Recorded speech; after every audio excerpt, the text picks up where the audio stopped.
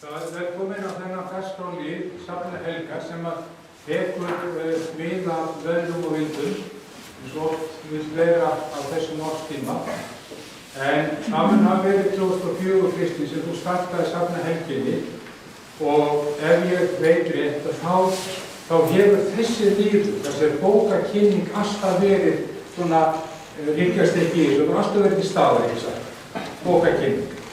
Og það sérkennilega, ég var að hugsa um þetta í morgun, að sérkennilega að þessi dagskrárliður hefur alltaf verið sá sem hefur átt harðast undir og mest undir vindum og veðri og Herjólfi og siglingum og samgöngum og öðru slíku. Það er ekkert undra þessum að megin þorri þeirra sem koma fram á þessum dagskrárlið að þeir koma ofan af fastalandinu en aftur er svo mikið af öðrum dagskrárliðum sem sprettu hér. Það er nú þannig að Sóldenberger, heitir hann ekki, stofnandi Facebookar, hann er nú svona að sjá það fyrir að við verðum mestarlega hittast þegar við giftum okkur, eitthvað svoleiðis. Öðru leyti verðum við bara í einhvers konar sýndarheim. Og við ætlum að leiða fram að hluta til þennan heim í dag, það er að segja, tveir af þeim sem ætluðu að vera hérna, Erla Vinsdóttir og Ragnheiður Borg Sigurðardóttir, Borg Sigurðardóttir, að þær ætluðu að taka heim morgun og komist ekki, bara Ragnheiður að fara aftur heimki sín í fyrramálið, þannig við ætlum að tala við þær hérna í gegnum tæknina, vona það gangi upp. En ef við byrjum núna og við byrjum á tækninni, ef þú hringir bara í þær stöflur og við fáum þær til þess að finna sig og sína bækur. Jæja, sæl og blessaðar, velkomnar. Hæ, sæl og blessaður. Og það heyrist vel í ykkur og þið sjáuð okkur hérna. Við sjáum ykkur bara með allra spes. Frábært. Og eigum við þá ekki bara að byrja á því, vilt þú kannski Erla, vilt þú byrja á bókinni þinni? Þú segja okkur aðeins frá henni og svona frá þér kannski aðeins fyrst og svo frá bókinni og Guðmundur Ferenc og hvernig þetta allt var til? Já, ég til Erla Vinsdóttir og skrifaði þessa bókina ævisögunars Guðmundar Ferenc. Og ég hefur starfað sem blaðamaður í yfir áratug og þetta er alltaf bara viðtalsbók. Og ég ætlaði að velta upp úr að síðan formála sem að þar segir svolítið frá því hvernig það kemur til að við þurfum að vinna þessa bók saman. Þannig að ég leyfi bara að tala fyrir sig við þetta leið. Ég vil svona lesa upp úr á tveimur stöðum, annars vegar úr formálanum sem ég skrifa og síðan seinna inn í bókinni þar sem að, já, ég útskipta það bara að það kemur. Það hjá með það. Mjög vel, mjög vel. Það er slegt.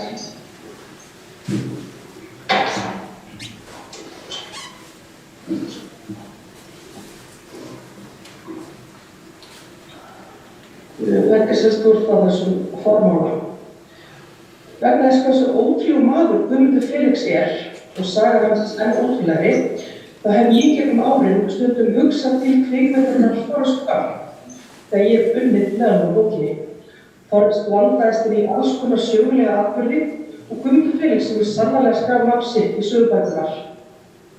Þegar hann var í vandræðum með að láta þýða læknasögu yfir á frönsku, gerði hann lítið fyrir og heimsókn fyrrverandi forseta Íslands og Vigdísi Finnbogadóttur og bað um hjálp. Þegar hann var nýlega vaknaður eftir handafgreiðsluna í Ísland, fékk svo skítalega og hamingjósku frá núverandi forseta lýðveldisins, Guðna T. Jóhannessyni. Það kom mér sér skemmtilega óvart þegar ég tók viðtal við eiginkonu Guðmundar Ferenc, hana Silju, sem lét 16 ára aldursmun og handaleysi ekki standa í vegi fyrir ástinni og hún nefndi að fyrrabragði að sér fyndist saga þeirra tveggja stundum minna sig á frægustu tilvitnunina í Forrest Gump. Lífið eins og konfettkassi, þú veist aldrei hvaða móla þú færð. Og Guðmundur Felix líka einn af þessum óvæntum mólum í mínum konfettkassa. Ég fylgdist alltaf með honum að hliðarlínunni. Líka þegar hann var fluttur til Frakklands og beðinn eftir aðgerðum í hafinu. Þegar ég sagði fólki að ég var að vinna af ævisögu hans, gerðu flestir ráð fyrir að ég hefði tekið við miðil sem blaðamaður og að verkefnið þróast út frá því. En því fer fjarri. Ég hef kynnst flestum þáttum blaðamennskunnar og eitt árið vildist svo til að ég skrifaði tugi forskriftritana fyrir eitt innlesnasta blað landsins. Mér hefur alltaf fundist magnað að njóta þeirra forréttinda sem blaðamaður að fá að setjast niður með blá og ókunnugu fólki, spyrja þeirra dýpstu leyndarmála og heimslega fyrir sögu. En mér fannst líka stundum hamlandi að þurfa að takmarka viðtölum við nokkur þúsund orð. Ég fekk sér þá flug í höfuð að einn daginn ætla ég að finna áhugaverða viðmælanda sem ætti svo sterka sögu að saman hefði við gert heila bók. Stundu seinna las ég í fréttum að Guðmundur Felix hafði fengið heimsókn frá fulltrúa franska forlaginu Lesarenn sem lýsti yfir áhuga á að gefa út ævisögu hans þar sem fjallaði líf hans fyrir og eftir slysið og svo aðdragandað aðgerðarinnar. Aðgerðin sem hann var á leið í, er einstaka heimsvísu enda aldrei áður sem handleggir hefði verið græddir af manneskju við axlir. Þessi aðgerð við birtingarmynd þess hversu langt franskir læknar hefði náð og þess vegna hefði forlagið Frakklandi þegar hann áhuga á sögunni. Sjálfur sagðist hann spenntur fyrir þessu en hann ætti eftir að finna réttu manneskju til að skrifa bókina. Ég sem sagt las þessa frétt í fjölmiðlum ákvað að samband við Guðmund Felix sem að ég hafði hvorki hitt né talað við áður og sagðist vilja skrifa sögu hans. Ég þekkti vel 2 blaðakonur sem reglulega hafði rætt við hann og að þær var ekki einn gott orð fyrir mig. Stundu seinna fór ég út til Lyon og við byrjum á bókinni. Og þetta var árið 2013. Ég flaug til Parísar og tók leggstæðar til Lyon þar sem Guðmundur Felix tók á móti mér á Vestastöðinni og keyrði mig síðan upp á hótel. Það var ekki fyrir eftir við kvöldum sem á fyrsta dag að ég fór á alveg að hugsa að þarna hafi ég verið farþegi í bíl sem handalaus maður gerði. Undir venjulegum kringumstæðum hefði það verið stóra málið en engri kringumstæðir eru venjulega þegar Guðmundur Felix annars vegar. Við fórum bara strax að spjalla ferðalagið mitt til Frakklands, komandi verkefni hjá okkur og hvenær við ætlum að hittast næsta dag. Ekki leið á löngu þar við fórum saman á kaffihús í miðborg Lyon. Gervihendur og krókur voru engin hindrun fyrir hún þegar kom að því að keyra niður í bæ og aftur gleymdi ég að setja fókus á að ég var í bíl þar sem ökumaðurinn stýrði með fótunum. Það var eitthvað svo mikið auka atriði í svo öllu saman. Þú grínaðist að með hvað ég verið heppin að fá alltaf bestu bílastæðin. Þess voru sérstaklega ætluð fólkinu í fallinu. Guðmundur Felix einfaldlega svo hrífandi og skemmtilegur að það kemst ekkert annað að. Þess vegna ætti það ekki að koma óvart að þegar Silvía, eiginkona hans, segir að öll rökbuxum hafi hreinlega yfirgefið hana eftir að þau kynntust að hún hafði stutt kynni og hafði ástfangin af manni sem ekki bara var 16 árum eldri en hún, heldur ekki með neina handleggi. Sjálf er Silvía líka einstök kona og má vart sjá hvort hérna hinu. Þegar ég gegnum árin sagt fólki að ég sé að vinna ævisögu Guðmundar Felix hefur það oftar en einu sinni og oftar en tvisvar komið fyrir að fólk lækkar eilítið rúminn og fyrst og heyrt að hann hafi verið í einhverju óreglu ef það drukkið mikið. Og það er alveg skýrt að fólki fótt þetta sérlega viðkvæmt umræðefni því að hann var jú með fötlun. Síðan höfum við mikið fátafólk þegar ég segist ekki telja það að vera ábyrga áfengis sem var fjötum fót, frekar hafði það verið fíkniefnaneysla, kókaín og það allt. Þannig sýnir saga hans okkur enn fleiri víddir. Hver fólk með alvarlega fötlun og fyllerí, var þessi stundum kók, eru staðalímyndir að vill okkur sín, Má dæma manneskju með alvarlega fötlun fyrir að vera fíkill og tala það og skiptir máli hvernig fötlun að ræða. Ég ætla að gera hér, stoppa í formálunum og fara ég að setna í bókina. Í bókin hefst síðan bara á hans æsku, þannig að þetta bara hans ævi frá því hann fæðist og til dagsins í dag, þetta sagt til haustsins núna því að einhvers veginn þurftum við að setja punktinn og koma bókinni í prentun.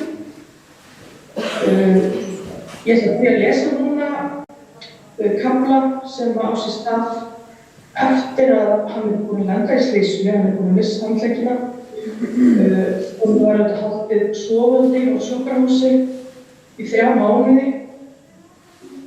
eftir slysið og hann fékk ótrúlegt magn af morfínu og öðrum lyfjum. Á spítalanum og þegar hann vaknar þá kannski þarf ekki að koma óvart að hann var hreinlega háður þessum lyfjum og leiddist út í fíkniefnaneyslu.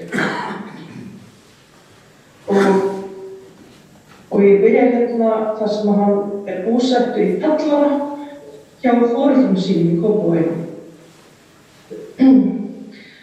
Vinir mínir og félagar voru duglegir að heimsækja mig og ég eignaðist lítinn hund sem ég verði viðurkenna að leit út eins og skítug moppa. Hann var bara tegundinni Silky Terrier. Feldbyrðin var afskaplega flókin og ég nefndi hann til Flóka. Ég var ekki beint í aðstöðu við að geta dunda mig við að kempa til að halda feldinum góðum og því ég klippa hann reglulega.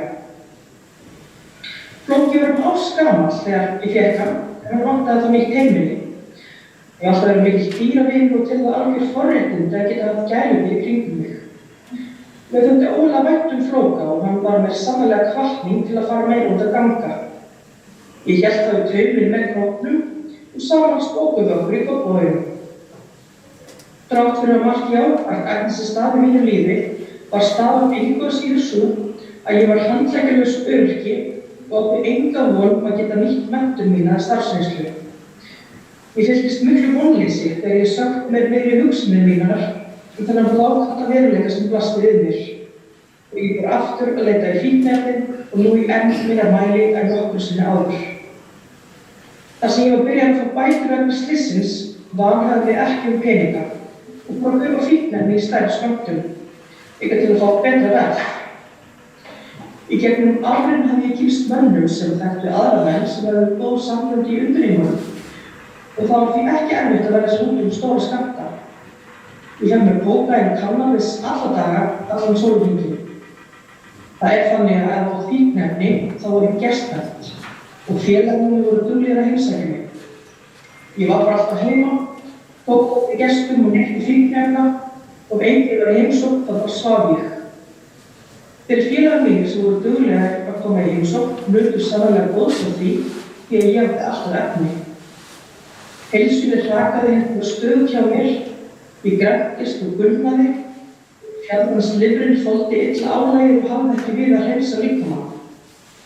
Í einhverri sjálfsblekkingu taldi ég mér trú að með því að nota aðeins það sem ég kallaði náttúruleg fíkniefni frekar verksmiðjuframleitt, héldi ég lifrarskaðann í lágmarki.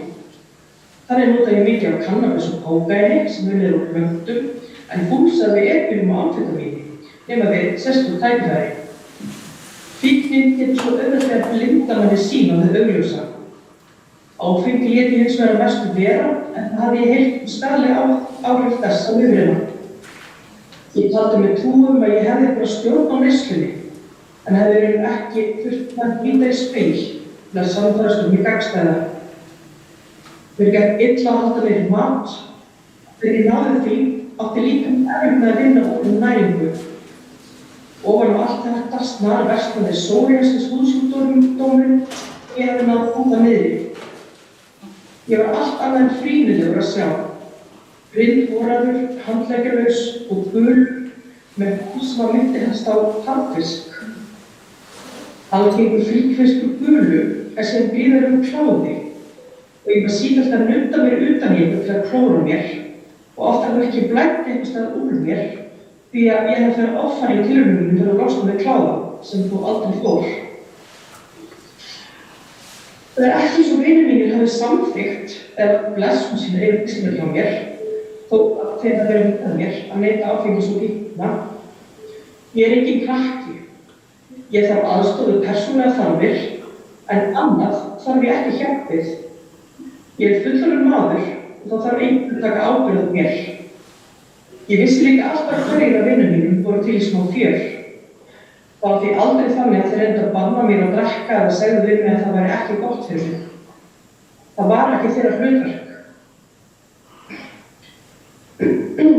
Mér fannst þeir góðu við mig, félagarnir. Þeir sáu til þess að ég ætti alltaf nóg að jóna mér í skáp, rúluðu þær upp fyrir mig áður en þeir fóru og röðu. Þannig að ég ætti auðvelt með að ná þeim með munninum og skápnum.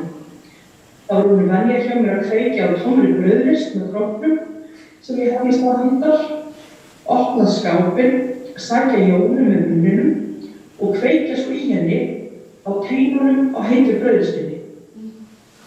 Það er ekki að segja annað en að maður þarf ekki að bjarga sér. Ég var síðan gjarnan með kókaín í opnum boka og með skúffu. Þá sótti ég sórur sem hafði verið staðsettar í það auðvitað ýtti upp í nefið á þess að minnar hendur kemur nálægt. Þegar rörið var komið nógu djúpt inn í nefið á mér til að voru verður stöðugt, þá stakk ég mínum endum á rörinu ofan í bokan í opinni skúffunni. Ég þarf ekki að taka fram að þetta er ekki góð leið til þess að stjórna því hversu mikið kókaín fyrir bindið í einu og oft er ekki sögu meira en ég mátt við.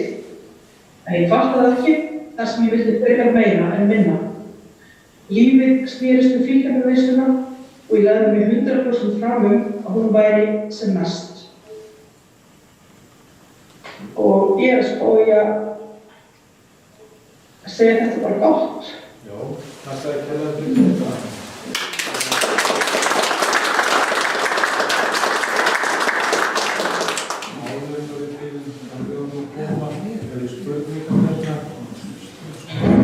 Já, ég heyri svolítið illa. Já, ég segi hérna áður en þið rannbyggðum að koma, þá er svona spurningar hérna snakkaralega. Já.